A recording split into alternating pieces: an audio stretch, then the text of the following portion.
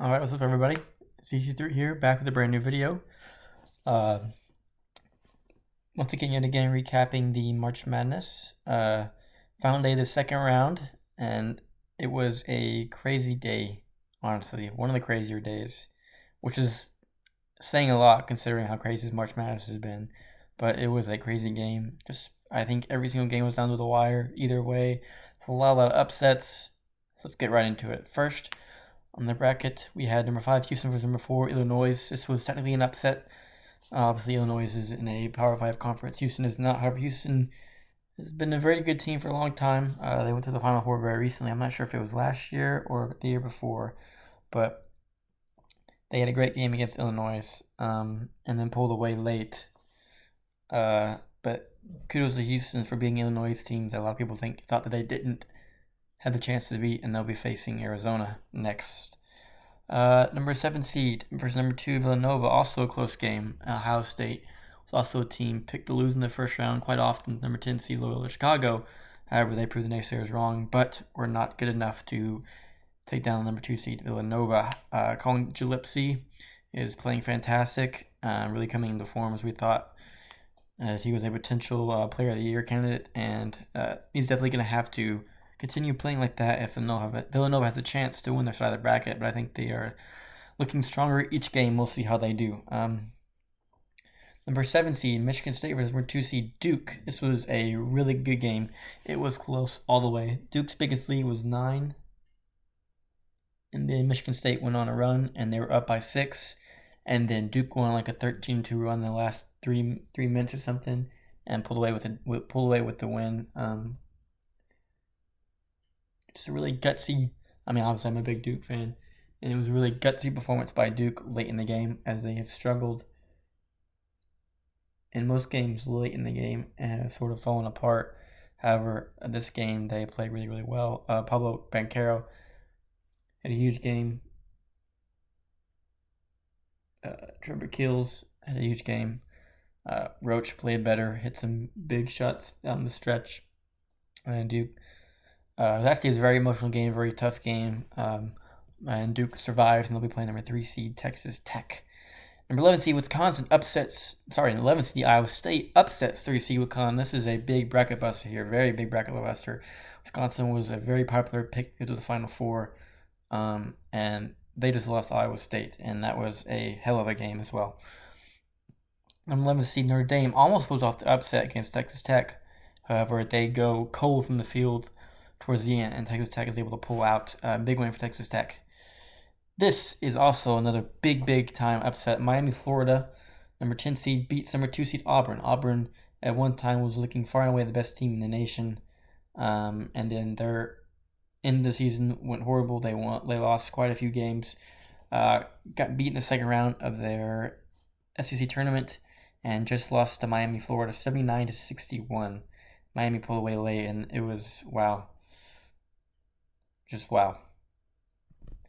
Number 6 seed Texas and reverse number 3 seed Purdue. Purdue pulled out late. It was a very, very close game down to the wire. Purdue was able to hit some free throws at the end. A lot of questionable calls in this game. Purdue shot around 30 free throws, which is a lot. So the refs were obviously a little bit one-sided in this game. And I don't know. I thought Texas deserved the win. I think the refs kind of gave it to Purdue, in my honest opinion. Also, Jaden Ivey, who honestly is probably the best player left in the tournament, kind of just put the team on his back and hit some 2 gigantic three-pointers that probably won them the game. But feel bad for Texas. They had a really great game, and really surprised a lot of people when they thought they were going to lose in the first round and almost beat Purdue. Probably almost one of the biggest upsets was TCU versus Arizona. TCU was actually up with a couple seconds left to go, and Arizona was able to hit a big-time 3 and tie the game.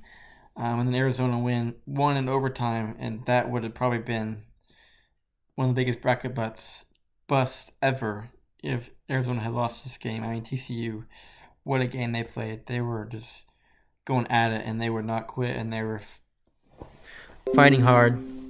I kind of feel bad for them. I wish they would have won, even though it would have screwed my bracket, but I still wish they would have won. All of our brackets are screwed anyway, so who cares? But what a game, and what a treat we've been having so far. So let's go ahead and go to the official bracket.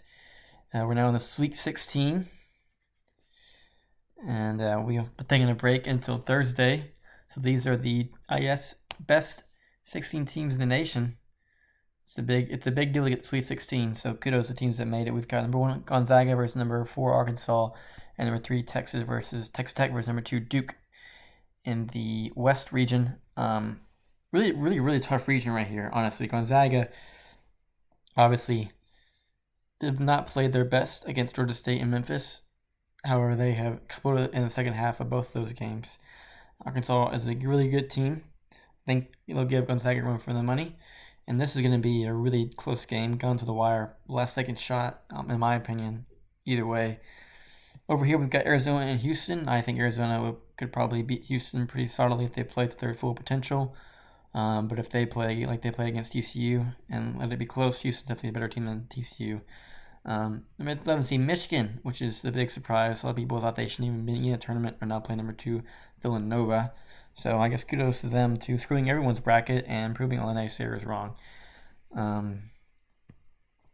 That's the South. Going into the East, we've got 18 North Carolina beat number 1 seed Baylor. Honestly, this was a pretty popular pick in my opinion. I definitely picked it. They're playing number 4 seed UCLA, and then number 3 seed Purdue will be playing the Cinderella story. 15 seed St. Peter's. Honestly, I am rooting for St. Peter's to win, although I don't think they will. But they beat Murray State and Kentucky. I think Purdue is way better than both of those teams, but if they can keep the streak alive, that would be really cool for them. Number 1 seed Kansas versus number 4 seed Providence. Providence proving a lot of naysayers wrong. I thought they were going to go out in the first round, if not at least the second. However, they're playing the 1 seed Kansas. However, I think that they're going to get their ass whooped, and I hope they do. Number 11 seed Iowa versus number 10 seed Miami. This is kind of weird that 11 seed and 10 seed are playing. The 3 seed is out, the 6 seed is out, the 7 seed is out, and the 2 seed is out. From my understanding, this is probably one of the highest seeds to play at this late in a tournament. 11 versus a 10. Personally, I'm going to go with Miami. I think Miami's going to beat Kansas, and then Kansas will beat Miami. I think beat Purdue, and this is a tough matchup because they just pretty much were destroying Baylor before Baylor came back. They also destroyed Marquette. I think it's up to really UCLA depending on how they play. I mean, it's a totally city. UCLA obviously was the Final Four team last year, was pretty much the same team. Really good skill-wise. However, they had their ups and downs. So I'm going to go with Purdue and North Carolina to the Final Four. And obviously, not the Final Four, the Elite Eight, excuse me. And then Duke and Gonzaga, and then Arizona and Villanova. So a 1 and 2, a 1 and 2. 8 and a 3, and a 1 and an 11.